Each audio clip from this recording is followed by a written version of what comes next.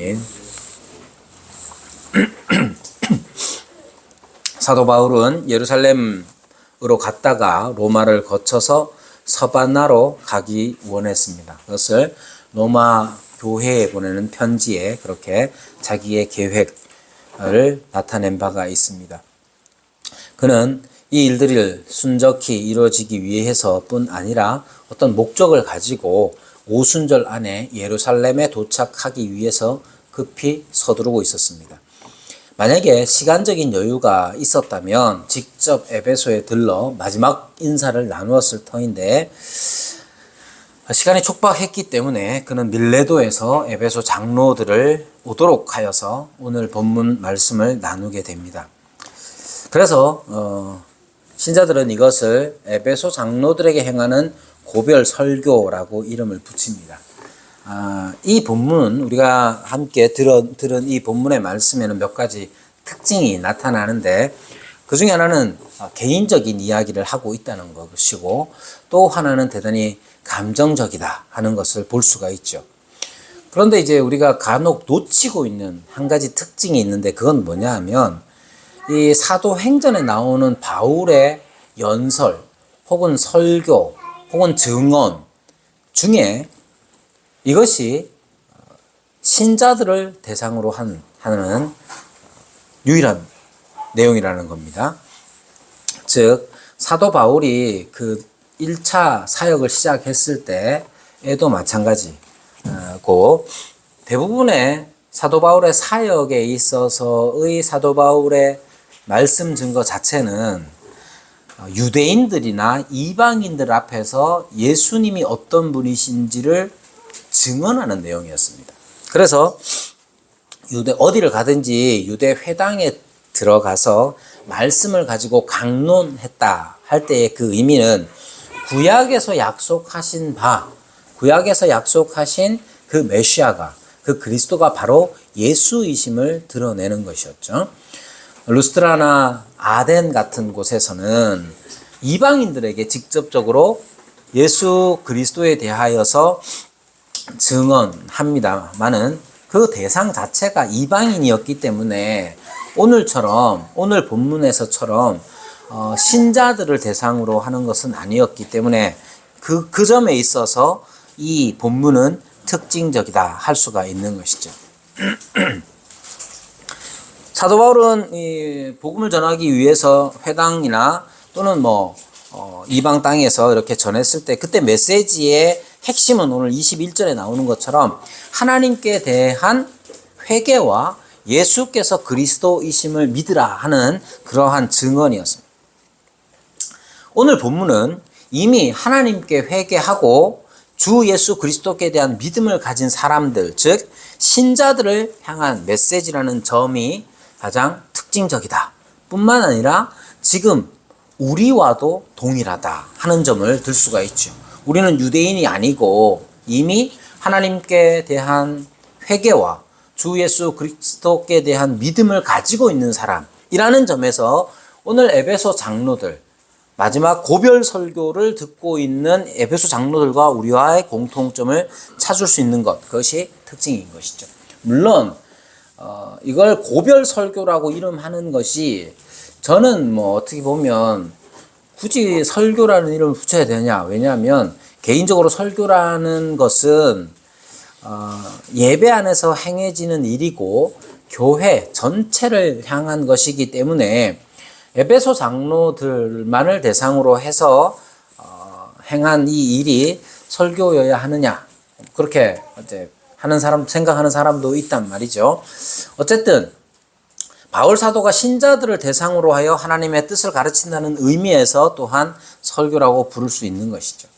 앞서 말씀드린 대로 이 본문은 대단히 개인적입니다. 이 개인적이다 하는 말은 에베소 교회와 바울만이 알고 있는 일들을 언급하면서 시작한다는 점에서 개인적이고 또 에베소에서의 바울 개인의 사역을 이야기한다는 점에서 대단히 개인적입니다. 18절에서 21절의 내용을 간추리면 바울 자신의 실질적인 생활과 자신이 가르친 내용에 대한 것이죠.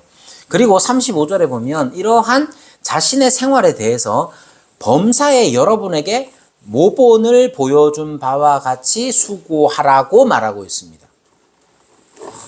이게 이제 이런 거죠. 너도 나처럼 해봐. 이 말 자체가 사실은 설교에서 말하기는 대단히 조심스러운 일이니까, 그런데 이걸 하고 있는 거예요. 감정적이라는 부분도 우리가 잘 아는 대로 우리가 성경에서 가장 유명한 구절 중에 하나인 24절 같은 경우도 보십시오. 내가 달려갈 길과 주 예수께 받은 사명 곧 하나님의 은혜의 복음을 증언하는 일을 마치려 하면은 나의 생명조차 조금도 귀한 것으로 여기지 않는다 하는 이 말씀, 우리가 이 말씀에 감명받고 또 이것을 또한 나 자신의 다짐으로 여겨서 암송하고 그렇게 사는 사람들이 있는데 대단히 감정적이죠. 그뿐만 아니라 이제 마지막에 가면 에베소 장로들이 다 크게 울며 바울의 목을 안고 입을 맞추고, 그리고 그 얼굴을 다시 그 얼굴을 보지 못하리라 한 말로 말미암아 더욱 근심하고 배에까지 가서 그를 전송했다 하는 이 말들도 보면 이 장면이, 이 본문의 장면 자체가 대단히 안타깝기도 하고 두렵기도 하고 그런 내용을 담고 있는 것이죠. 그러면 왜 이 바울의 이 고별 설교는 왜 이렇게 개인적이고 감정적인가? 왜 그럴까요? 본문의 표현대로 하자면 사나운 일이 앞에 놓인 현실을 보고 있기 때문에 그렇습니다. 여기에 사나운 일이라는 것은 양떼와 함께 떠올릴 수 있는 이미지인데, 양떼와 이리는 대단히 적대적입니다. 그런데 이 적대적이다 하는 말은 쌍방간에 해를 끼칠 수 있다는 점에서 적대적인 게 아니라, 이리라는 이 동물이, 이 포식자가 양떼를 노린다는 점에서 적대적입니다. 이리는 육식성 포유동물인데 양을 잡아먹기 위해서 양떼에게 오죠. 근데 이 이리가 특징이 그렇다고 그래요. 보통 초원에서 사자를 만나면 무섭잖아요. 한 번도 안 만나봐가지고 저도 잘 모릅니다만은 무섭겠죠. 초원의 사자가. 근데 초원의 사자를 겁이 날 수밖에 없지만 겁을 안 내도 될 때가 있어요. 언제겠습니까? 사자가 배부를 때. 사자가 배부를 때는 사자는 그냥 이렇게 앉아 있는단 말이에요.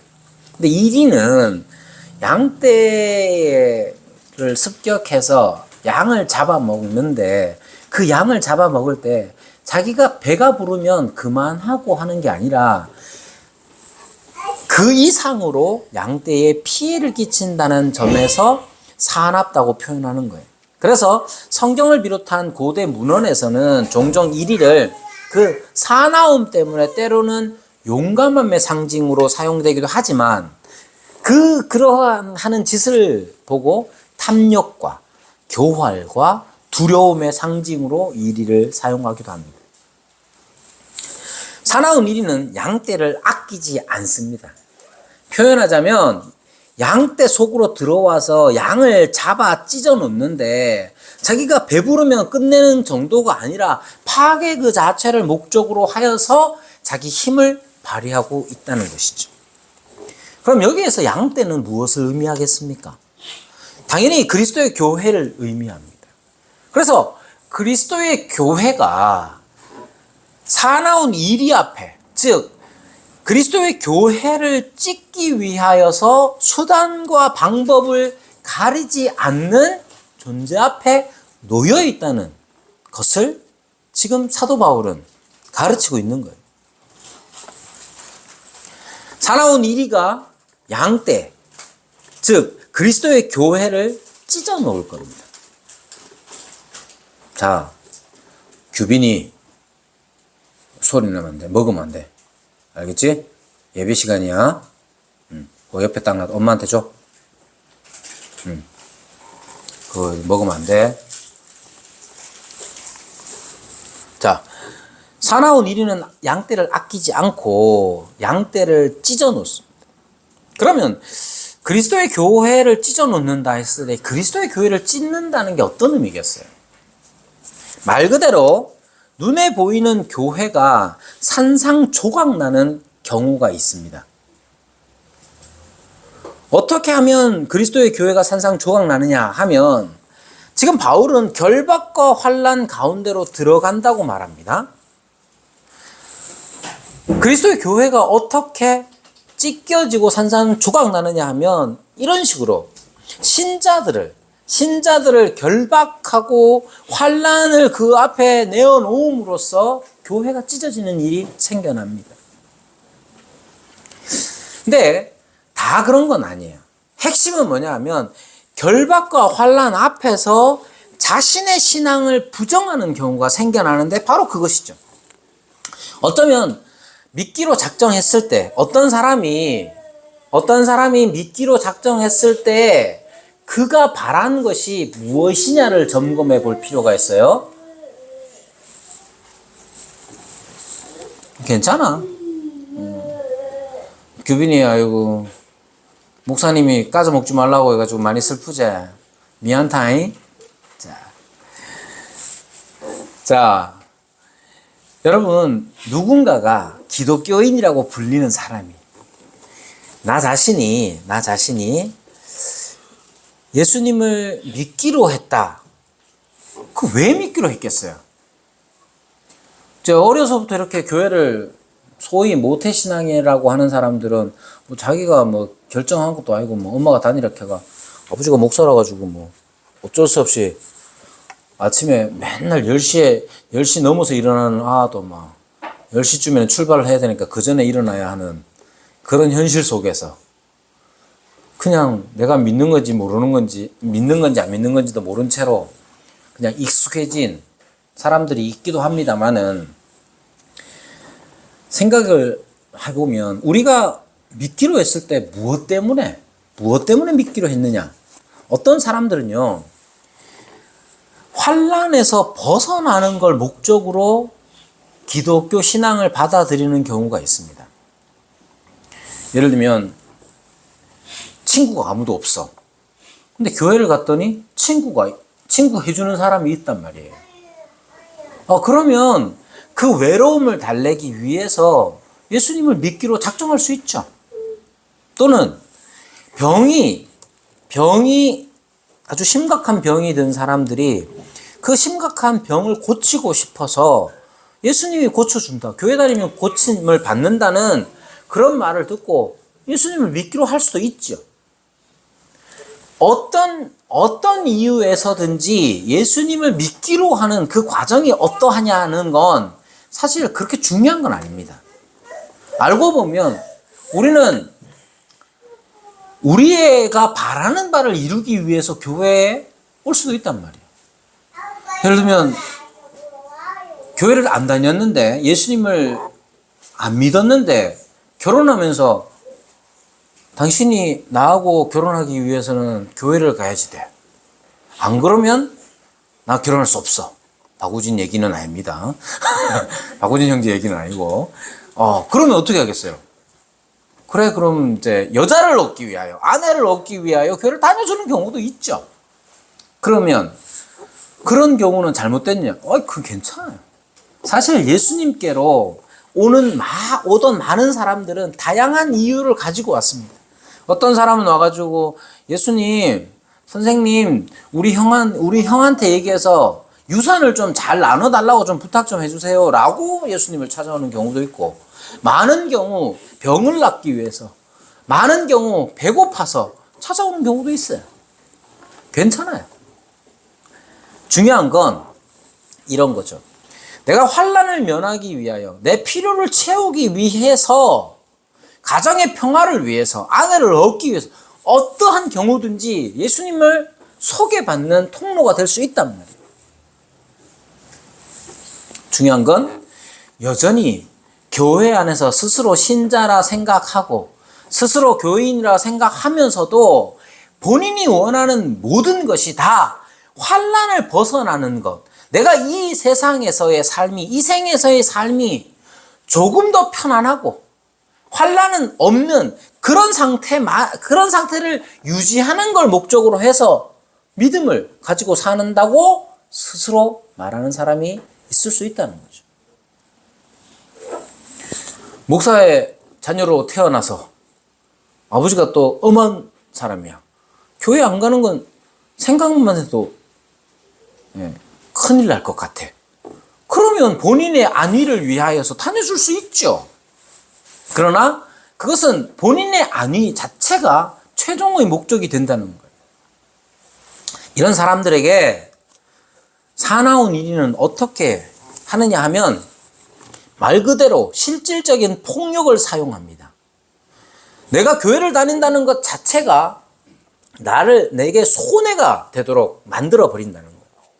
환난을 당하고 결박을 당하는 일을 직접 겪거나 아니면 우리 주위에 같은 신자 안에 있는 이 교회 안에 있는 사람이 신앙생활 잘 했는데도 불구하고 어려움을 당하고 실패를 경험하고 일이 잘 안 되는 걸 보면서 내가 지금 여기 있다가는 나도 똑같은 꼴을 당하겠네? 하는 마음 때문에 흩어져 버릴 수 있다는 말이죠. 그걸 위해서 사탄은 우리를 직접적인 손해를 입게 하는 방법으로 교회를 찢습니다. 특히 교회 지도자들을 시험에 들게 만듭니다.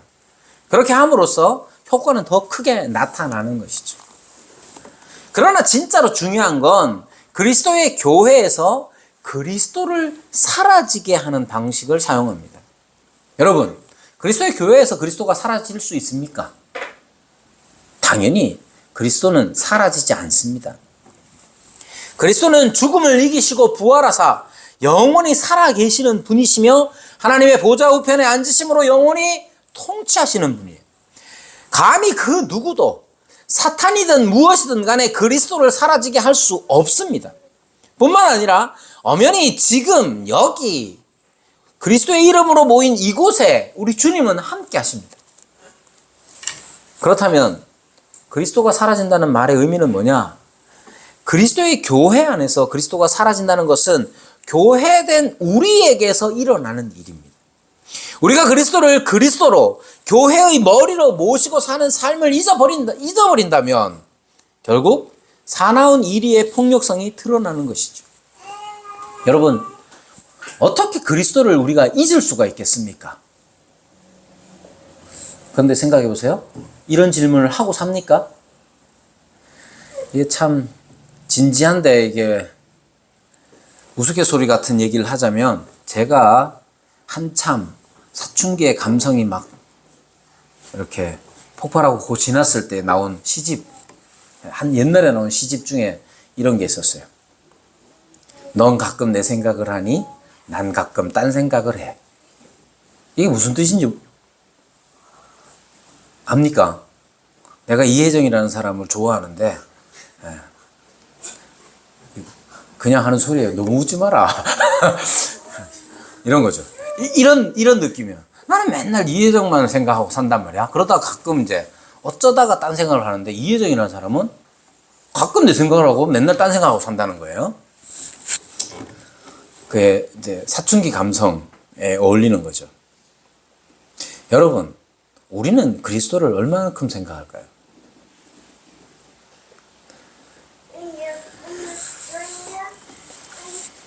여러분, 우리는 그리스도께서 나의 주인이 되시고 우리 교회의 머리가 되신다는 사실을 우리의 믿음이 고백하는 그 실체, 우리가 믿음, 주 예수께 대한 믿음, 그게 뭡니까? 그리스도께서 나를 사랑하사 나를 위하여 나의 형벌, 죄의 형벌을 다 받으시고 우리를 또한 하나님의 자녀로 하나님의 사랑을 받는 존재로 만들어 주셨다는 걸 우리가 믿음으로 고백합니다. 그거 우리 얼마나 생각해요? 우리는 가끔 생각합니다. 아주 가끔 생각합니다. 그것도 그냥 어떤 경우는 아니 예수님이 나 그렇게 사랑한다면서 왜 내 꼴은 이 모양입니까? 라는 정도. 그렇게 답답할 때는 그리스도의 사랑을 생각하지. 평소에 우리가 얼만큼 그리스도의 머리 되심에 대하여 생각합니까?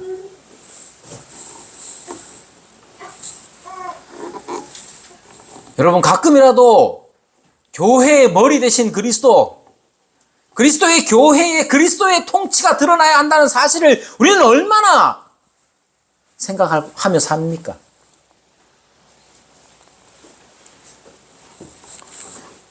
돌이켜보면 우리는 이미 사나운 이리에 의해서 갈기갈기 찢겨진 그런 상태가 아닐까요?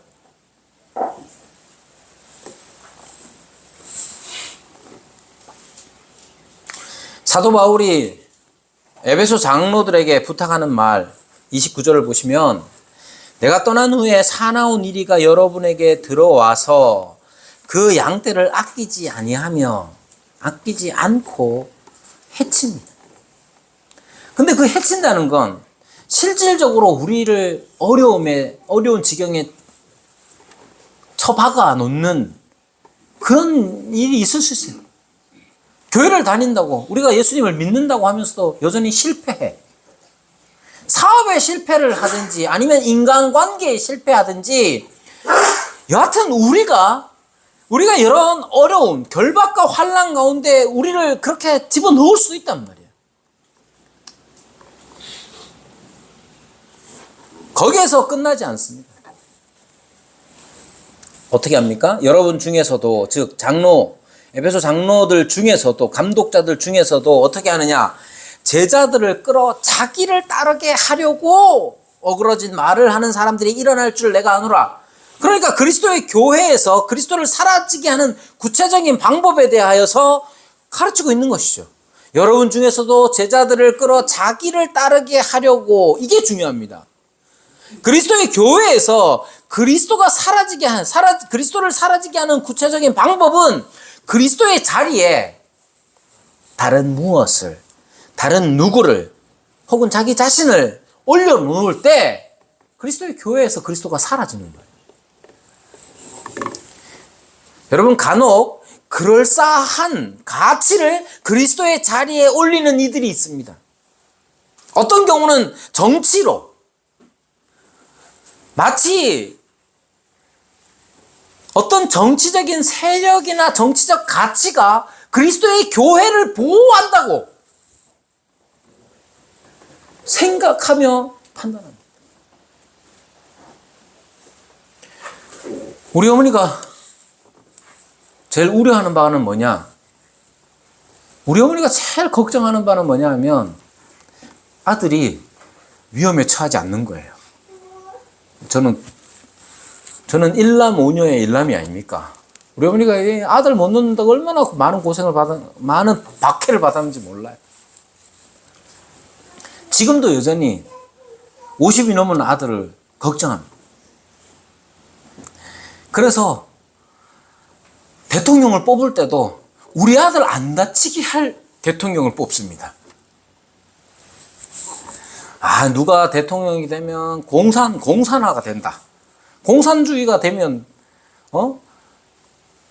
목사 다 잡아가서 맨 처음 죽인다. 그래서 이제 우리 어머니는 이제 그런 가치를 따라서 지난 대선 때 선거를 한 거예요. 그거는 엄마의 마음이니까. 한편으로는 짠하죠. 짠하기도 하고 감사하기도 하고. 그런데 생각해 보십시오. 교회 안에 어떤 이유에서든지 그리스도보다 더 우위에 뭔가를 올려놓는다. 그건 그리스도를 사라지게 하는 방법입니다. 혹은 현대에 많은, 지금 한국 교회로 치자면 젊은 사람들은 어떻게 그리스도를 사라지게 만드느냐 하면 멋지다고 여겨지는 어떤 가치를 그리스도의 자리에 올려놓습니다. 그게 인권이든 아니면 무엇이든 간에 사회적인 어떤 캠페인이든 간에 그게 그리스도보다 더 높은 위치에 있습니다. 인권을 조심스럽지만 인권이라는 것도 마찬가지예요. 인권을 존중하는 거 중요하죠. 그런데 마치 교회 안에서도 인권을 존중하는 그 일을 위하여 그리스도가 존재하는 것처럼 생각한다면 그리스도를 이용하는 것일 뿐입니다. 또는 자기를 그 자리에 올려놓는 것이죠. 그럼 생각해 보십시오. 과연 우리 교회 안에서 그리스도가 사라졌는지 사라지지 않았는지, 여전히 그리스도가 계시는지를 어떻게 합니까? 핵심은 그리스도의 다스리심을 받느냐에 관한 것입니다. 고대로부터 이 초기 교회의 시작 때부터 이러한 위협이, 사나운 이리의 활동이 있었던 것이죠. 그렇다면 우리는 사나운 이리 앞에서 어떻게 맞서야 하겠습니까? 그리스도의 교회는 어떻게 사나운 이리 앞에서 승리할 수 있겠습니까? 그리스도의 양들은 어떻게 이리를 이깁니까? 한 대 다 뭉쳐 있으면 됩니까? 양이 이리를 이기는 방법이 뭐냐? 간단합니다. 양은 울타리, 우리 안에 있어야 하고 목자 안에 있으면 됩니다. 그럼 양들은 이리를 이기게 됩니다. 사실 양이 이리를 이기는 게 아니라 목자가 이리를 이기는 것이죠. 우리의 목자는 양들을 위하여 목숨을 바칩니다. 다윗보다 용감하여서 한 마리의 양도 이리에게 빼앗기지 않습니다. 그런 목자에게 속한 양이라도 필요한 게 있는데 뭐냐? 울타리 안에, 그리고 목자의 인도 아래 있어야 하는 거예요.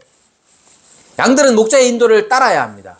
그게 뭐냐? 목자의 음성을 듣는 것이고 그 음성에 반응하여 순종하는 것이에요. 32절에 보면 지금 내가 여러분을 주와 및 그 은혜의 말씀에 부탁하노니 라고 말합니다. 즉, 양 떼는 우리 목자 되신 주님의 음성을 듣고 그 말씀에 순종하는 삶을 살아야 합니다.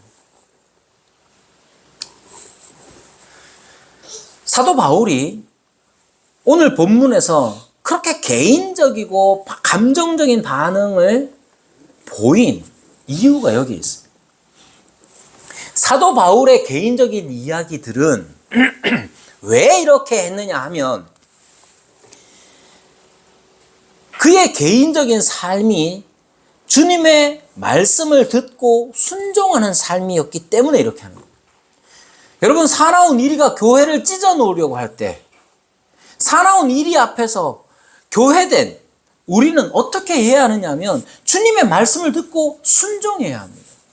여러분, 우리 교회에서 주님의 말씀을 듣고 순종하는 사람을 여러분 각자가 보면 알아볼 수 있어요, 없어요? 생각해 보세요.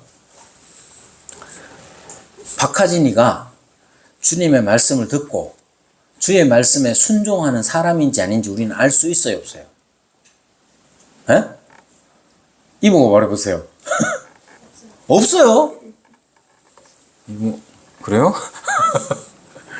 박하진이가 말해보자. 이모는 어떤 것 같아?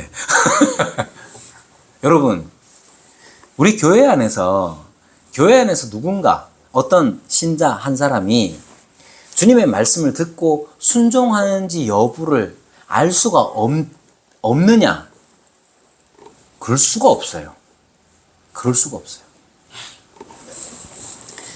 왜냐하면 성령께서 그렇게 역사하시지 않습니다. 그런데 이모는 왜 사랑하는 박하진이에 대해서 그렇게 말했느냐 하면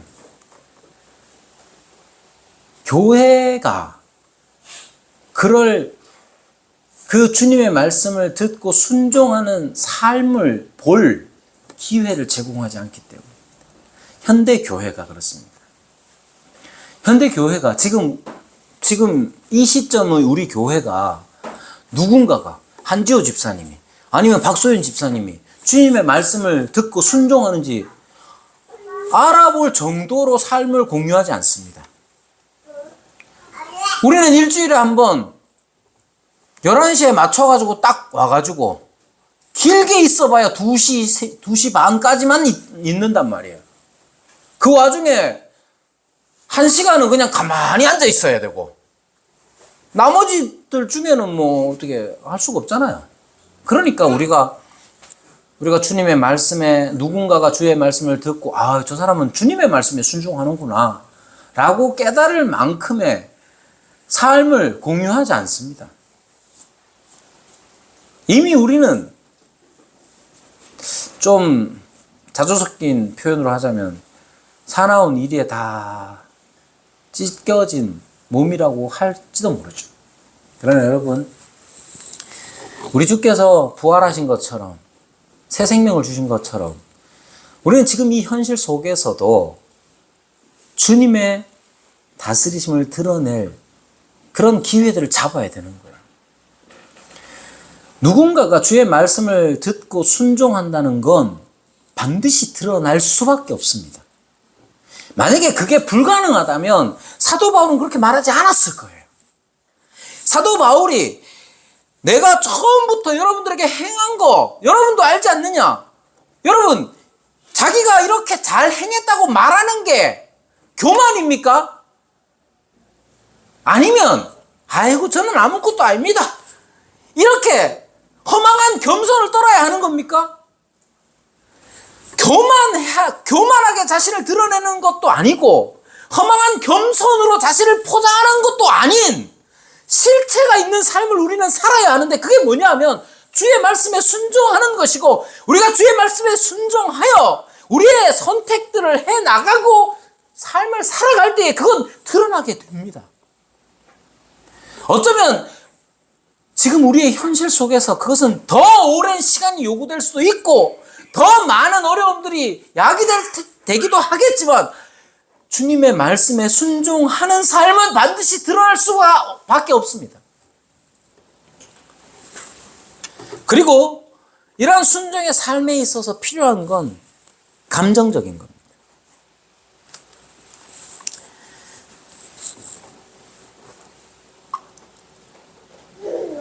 이런 순종은 사실 감정적 풍요를 불러일으키기도 합니다. 왜냐하면 사랑으로 순종하기 때문에 그렇습니다. 여러분, 성경이 가르치는 겸손이라는 건 자기를 주장하지 않는 거예요. 내가 뭔가를 했을 때 그건 내가 한 일로 여기지 않습니다.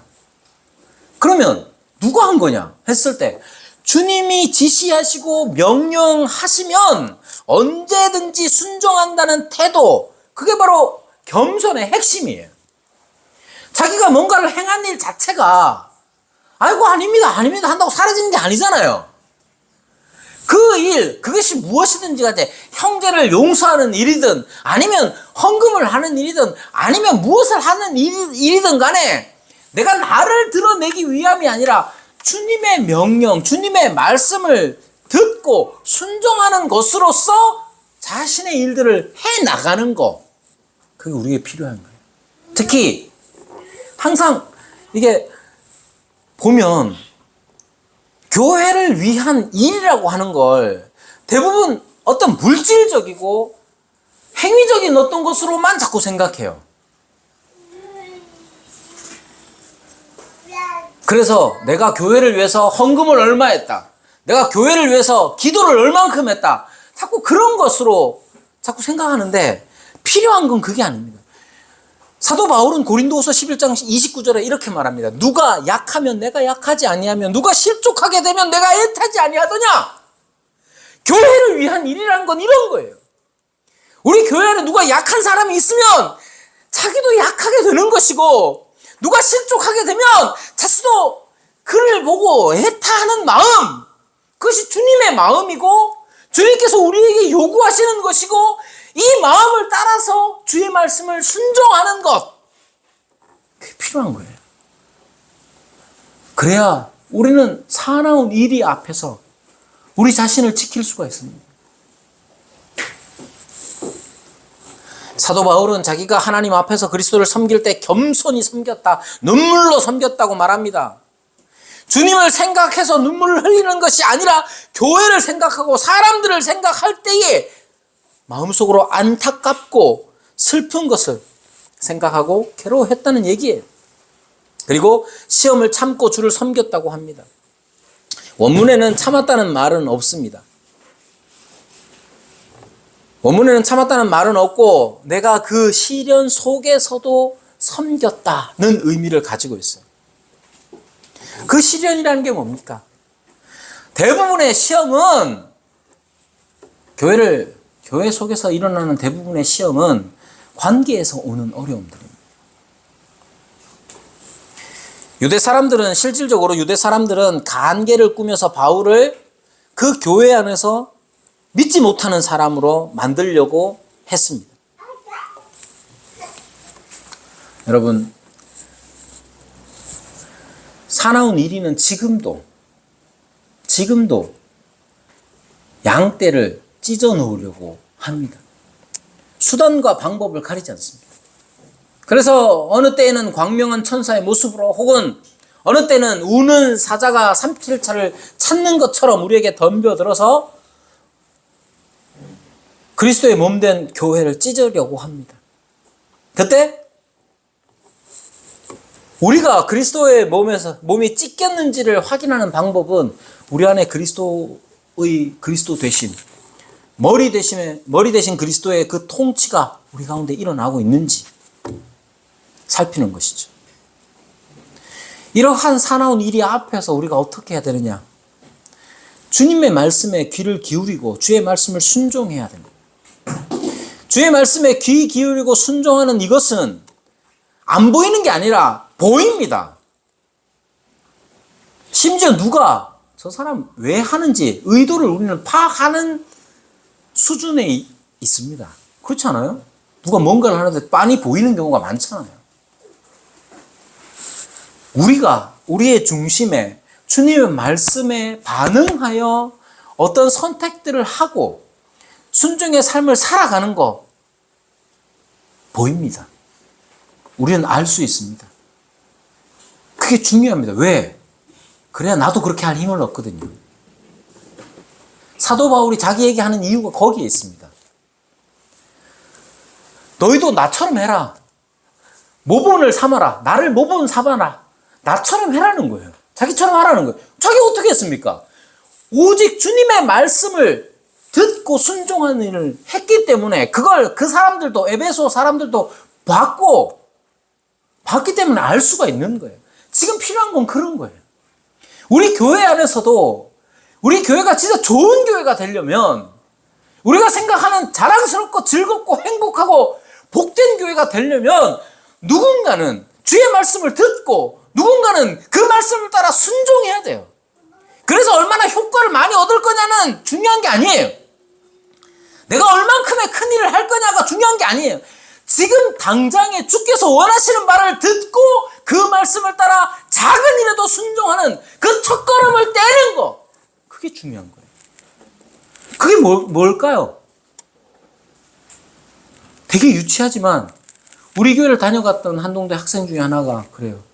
자기는 경기도 자기 집에서 다닐 때는 되게 큰 교회를 다녀가지고 이것저것 할 게 많았대요. 주일학교 교사도 하고 뭐 이렇게. 근데 우리 교회를 오니까 아무것도 없어. 아무것도 없어가지고 자기는 뭘 해야 될지 모르겠대. 그래서 그 친구가 뭘 했느냐? 숟가락 놓는 거는 자기 일로 여기고 했어요. 유치하죠. 숟가락 놓는 거, 그걸 자기 교회를 위한 일로 자기가 스스로 여겼단 말이에요. 눈에 그거밖에 안 보이면 그거라도 하는 거예요. 그런데 어떤 사람들은 누군가 어려움을 당한 사람을 보고 약해진 사람들을 보고 그런 사람들을 보고 마음을 함께 약해지고 애타는 마음, 심정을 가지고 뭔가를 하고 싶을 때가 있잖아요.